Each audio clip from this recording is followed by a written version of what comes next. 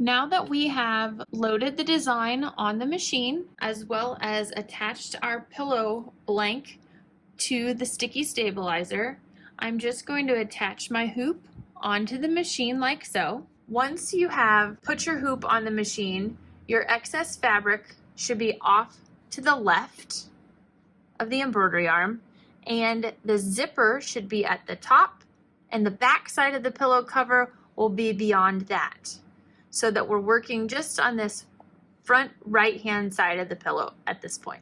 Now, if you have the option to baste in the hoop at this point, if you would like to do that for extra comfort to make sure that nothing is going to slip or slide off that stabilizer that we used, you are welcome to do that, and I would just baste around the design. If you're comfortable without basting, you can go ahead per the instructions and just put your first color in, which is to stitch the stems for the little tiny sprigs of flowers. I'm going to change my color to red to do the tiny little flower tops. Next, I'm just going to change my thread color to white for that little spot between the red and the stems. Next is going to be the placement stitch for our first applique, which will be our leaves. I'm going to go ahead and change my thread to the color that I want to tack those leaves down. I like to do this prior to actually doing the placement stitch, just so that I don't accidentally forget to change before I do my tack down. Now I'm going to cover up these two areas that I've created the placement stitches for the leaves with my green piece of fabric. In the video that explains how I prepped all my fabric, I have to first remove the paper from the double-sided fusible webbing that I put on the back of these. So I'm just going to peel that piece of paper off, and I'm going to cover up both areas where the leaves are with that fabric and stitch my tack down. I like to smooth as I go, but if you aren't comfortable with that, maybe you're new to embroidery or embroidery applique, maybe you use a couple pieces of the Kimberbell tape on the corners of your applique fabric to keep that in place so that you don't have to risk getting your fingers under there. Whatever works best for you is perfectly fine. Now, I've removed the hoop from the machine so that I can trim around these appliques. You can leave it on if you want to. I just find it much easier when I'm going all the way around something to remove the hoop. You don't want to remove the fabric of the stabilizer from your hoop. You just want to take the hoop off of the machine. And then I'm just going to use these Kimberbell Duckbill applique scissors as I trim around the design. With these types of appliques, it's very important to trim right along the stitching, but be sure not to cut through the stitches. You don't want to leave too much excess because we're not using a big wide satin stitch to cover these up. We're using a fun, pretty decorative stitch. So you want to make sure that you clean off as much of that extra fabric around as possible. That's why these duckbills are great. From here, I've got my hoop laying on top of a wool pressing mat. You could lay it on your ironing board, whatever works best for you. But I'm going to cover it up with a pressing sheet, and I'm just going to take my iron, now that I've trimmed, and I'm going to touch those two leaves with my iron to activate that glue that we had put on there with the fusible backed web. The reason I chose to do this with this applique project is there's a couple reasons. Number one, this is going to be on a pillow, which is probably going to get used and washed and all of those good things. So that glue is just going to help to keep things there permanently. The other reason is because we're using a decorative stitch around the edge that moves side to side and kind of in all different directions, that just makes it a little bit easier for it to try to pull that fabric away from that tack down stitch line because of all the different directions it's moving. So by using the fusible webbing, that's going to ensure that everything stays in place nice and neat. So we're just going to take this back to the machine and we're going to stitch the pretty decorative edge around these leaves. So again, I'm going to place my hoop back onto my embroidery unit. I'm still using the color thread that I used to tack these leaves down. So to do my edges, so I'm just gonna go ahead and get started. The next step up is going to be the veining or the detail work inside these leaves. I want to make sure that that really shows, so I'm going to choose a darker green. I'm actually using the same one I used for my little stems on my tiny flowers. Up next will be the placement stitches for our navy blue leather that we're going to be using. So I'm going to go ahead and put my navy thread in and we'll stitch the placement stitches.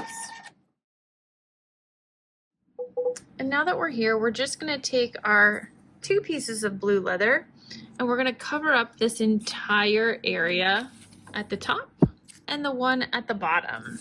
Now I am going to take my Kimberbell tape and tape this leather in place just because it has a tendency maybe to slide a little bit. I don't want it to move on me or shift. So I'm going to tape this down. And I just want to make sure that I kind of keep the tape right along the edges or the top and bottom or even in the corners to make sure that I'm not stitching over it.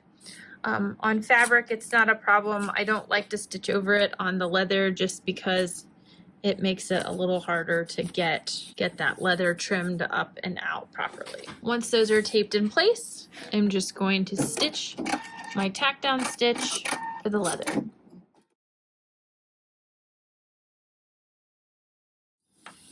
And from here, I'm just going to remove the hoop and trim around the leather pieces as well.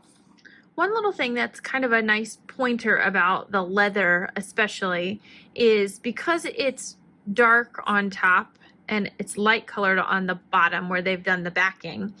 When you cut this, a lot of times people are unhappy because along the edges they feel like you can see that white coming up.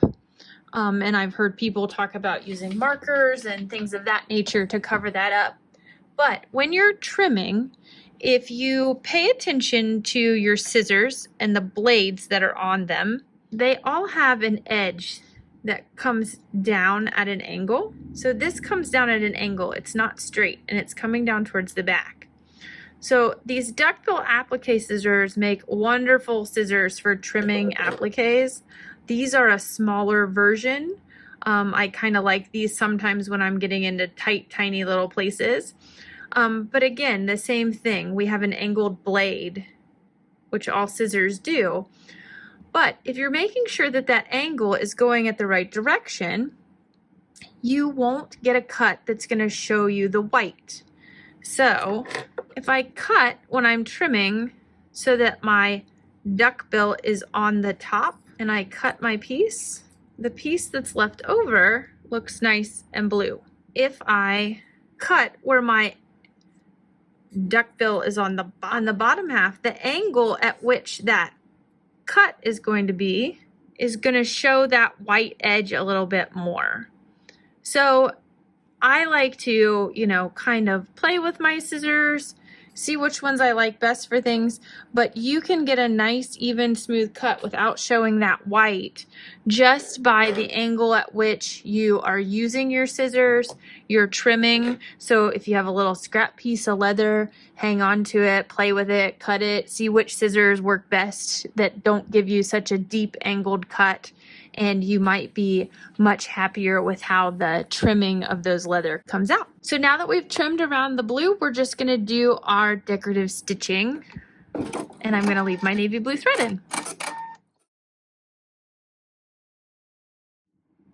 Next, we're gonna stitch the placement stitch for our large light blue flower.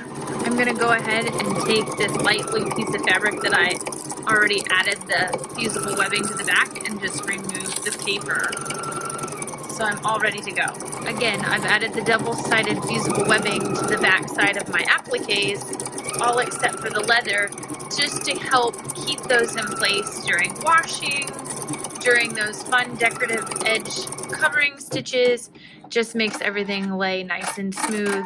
We don't get any little air bubbles, all that good stuff. And then I'm gonna cover up that entire placement area. Again here, you could use your Kimberbell tape to tape in place the applique fabric to make sure that it doesn't shift or move as it goes around those corners, or you can always kind of smooth it as it goes. I find that if you press it, even if you decide not to add the fusible back web, if just pressing and adding a little flatter or vest press to your fabric will help your appliques lay nice and flat and give you a nice, smooth, pretty crisp finish. Looks very professionally done. And again, we're just going to trim around this flower to get ready for the detail work. So once I've trimmed around this, I've just heated that glue with a pressing cloth over the top of it with my iron to set that in place. And then I'm going to stitch the decorative outline around the flower. Next, we're going to change our thread color to stitch the detail work for the inside of this blue flower. I'm going to use navy blue. Next, we're going to stitch the stitch for our red flower.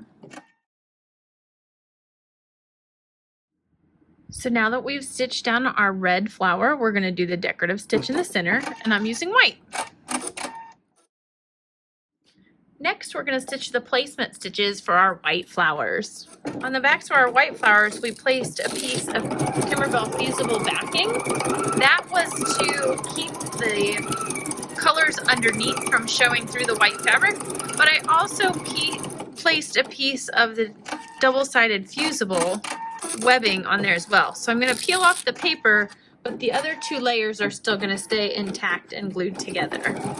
So we have two pieces of white that we prepped for this part. We're going to put the smaller one over the individual flower by itself and the larger one to cover up the placement stitches for the two areas, for the two flower area. And then we're going to tack those in place. Now I'm going to remove and trim around the white and fuse that down with my iron so that we can stitch the last decorative stitch around these pretty white flowers before switching to the other side of our pillow.